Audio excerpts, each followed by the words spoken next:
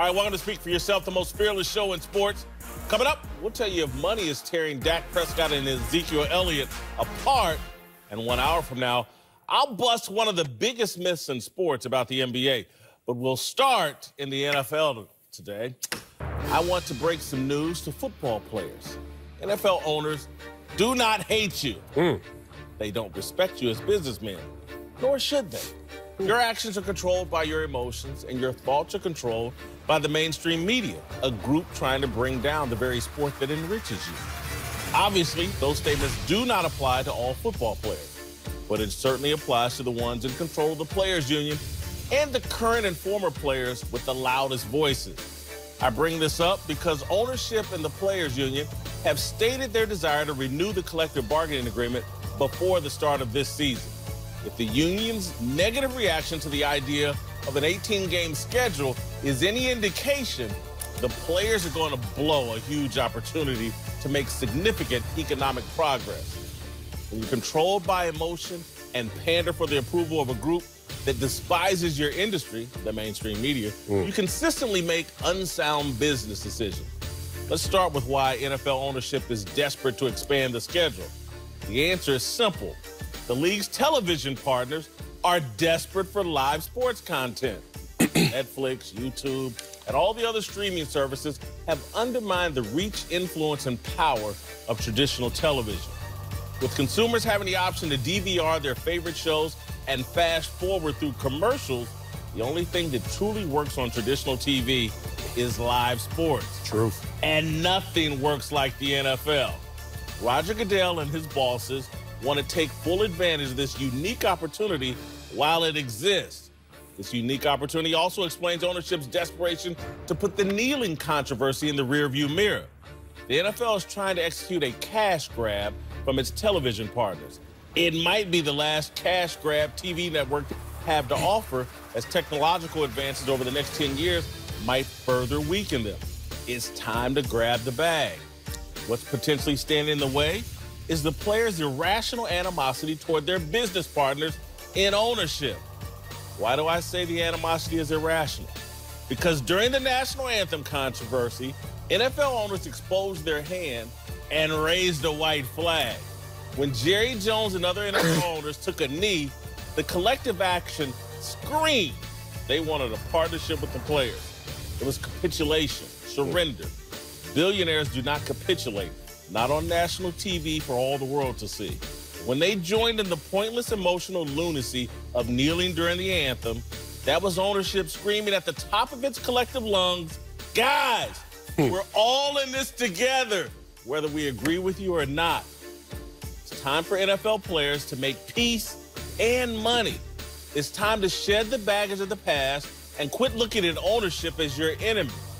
Jerry Jones, Robert Kraft, the Rooneys, and Roger Goodell are your business partners. The people telling you they're modern-day slave owners who every idea you must immediately oppose, they're your enemies.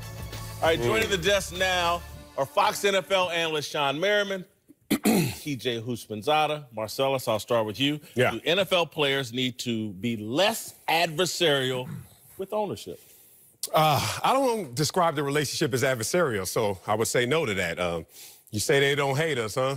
They sure got a weird way of showing they love, don't they? At times, we have to go through the history and the struggle between NFL, NFLPA, and its players, but I will start here.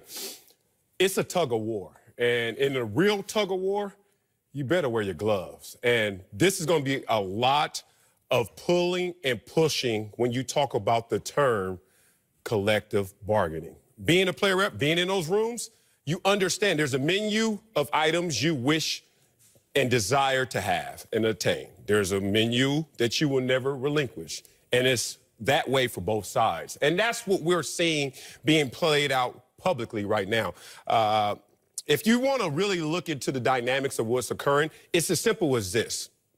The NFL right now has a lot of pressure on it from its TV partners and its networks. You notice it's their TV partners. We all benefit from it, but they have the direct relationship, and they're the ones that have the negotiation. That pressure is to the advantage of players in this respect. You sit there and wait for that pressure to boil, And the NFL now doesn't come to you dollar for dollar. They may come to you $2 for a dollar because they know they have to make these people happy in order to have their successful business, which makes us happy. It's just a continuum right now that patience is a virtue, and the players have to stay still and let the NFL play it out. I listened to your explanation of what the relationship is, and you know what it came to mind? Marriage. It's a tug of war. It's a tug of war. But again, there's love there. And again, that's what I keep trying. The players are acting like there's no love there, and they have a shared interest with the owner. Everybody wants more money. Y'all need to see it as a marriage. You know, the problem is, and I wouldn't call it necessarily a problem, but when we're growing up, we play the game because we love it. We have a passion for it. We're emotional about it. That's what makes us great players. We're emotionally attached to the game because we've been doing something as kids that we love. Now you get to where it's a business. And now we can't, as players, we can't separate the fact that we're doing something that we love to do, but it's a business. So now we get emotional from it. When we get traded, when we get cut, when we get released, waived, or whatever that is. You got to bench or whatever. The players have to understand that the owners, they aren't emotional. They're not emotional. They don't make these emotional decisions. That's why they're billionaires. These decisions aren't emotional. Guys get cut because the team can save $1 million somewhere else. If you have a guy, you know, I use myself for an example. When I got released and waived by the Chargers, they didn't want to do it. I was hurt. I wasn't producing anymore. Now you got a guy behind me, another guy who can not only play my position, but run down there on special teams. He can play on kickoff coverage, punt return. So now you got a guy possibly who you can pay half the amount of money for the cheap. For the cheap, it ain't even half. He can do more, or more, or more. Less than half. So these owners aren't making emotional decisions, and the players are, and that's where I think we need to understand as players, and we need to understand that this is a bit across the board. It's a business now, and if an owner or a team do something with you, they move you, cut you, trade you, whatever the case is, they aren't doing it because they don't like you. They're doing it because it's about numbers and commas. That's it. That's all it comes down to. So I was a player rep for many years, and so I sat in the meetings when we elected DeMaurice Smith. I was there his first year. You said a partnership. If they really want a partnership, that's a lot of what Marcella said, tug of war, give and take. You give some things you might not want to. We give up some things we might not want to. But it has to be points that you want to make, things that you want. And I think there's two things for the players. You at least have to get one of these two. One, you have to get some type of partial guarantee in your contract, meaning, for me, anything 4-year contract and under, that has to be fully guaranteed. And you need to get health insurance. One of those two things. You shouldn't play more than 10 years in the NFL and walk away without health insurance. That should not be the case because nobody, for the most part, guys don't have problems when they're 35, 36, 36. Those problems creep in 45 and after. Your insurance is run out. And so get things that are important. If it is truly a partnership, then we will give it. You look at the NBA. LeBron James said, man, we need a longer break after the All-Star game. What did Adam Silver do? Okay, we're going to give you a longer All-Star break. And it looks like it's a partnership with them. It may not be, but they sure make it look like it. When LeBron James says we need a longer break, Adam Silver says, all right, we got you. And so when the NFL players basically say for safety reasons, less padded practices, less hitting, less contact, the NFL does give in. All I'm saying is I think right now where y'all at with this unique opportunity going on right now with television, you have to, again, it's like if you're in an argument with your wife, are you going to bully her into giving you what you want? No. Or are you going to sweet talk her into it?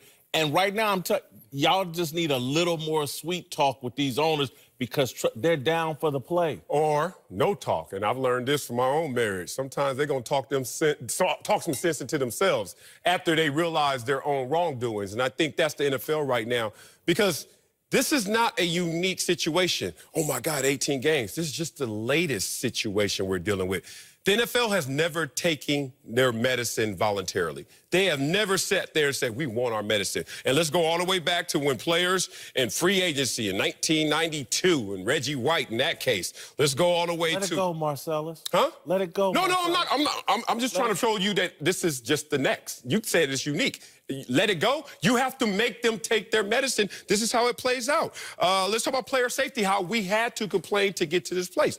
I let it go because they got to that place. Guess what we're talking about? CTE was never an acronym that I ever used as an active player because the NFL was suppressing medical issues. And then we got to a place where now they're invested in it. Social issues, they've invested in it after you make them take their medicine. Here's the thing right now. The NFL is in a pickle. They know that player safety is still a priority, but they also know that there's pressure for live events. There's pressure for more of inventory of NFL games. So what are they going to do? Hey, we'll throw you guys $2.5 billion towards the cap. But how? What's the details? Are you going to increase rosters? So now I thought I was going to get a bump, but I'm sharing my bump with a new guy. Right. So that's the conversation that we're not having until you find out and dot the I's and cross the T's. And all I'm saying, the reason why we keep circling back to this conversation, and I'm not going to let it go because I'm just trying to reach y'all, is NFL owners are willing to have that conversation. On their terms. Yeah, not a partnership is on our terms. Well, it's perception and selective perception. We're guilty. If it's a true partnership, we sit down and we both walk away from it not happy. That's a true partnership where we both give. Well, we give a little bit, we'll take a little bit. You both feel the pain. Yeah. But all partnerships aren't created equal. I mean, you can still be partners in something and it not be an equal partnership because I can guarantee the NFL owners don't look at it as an equal.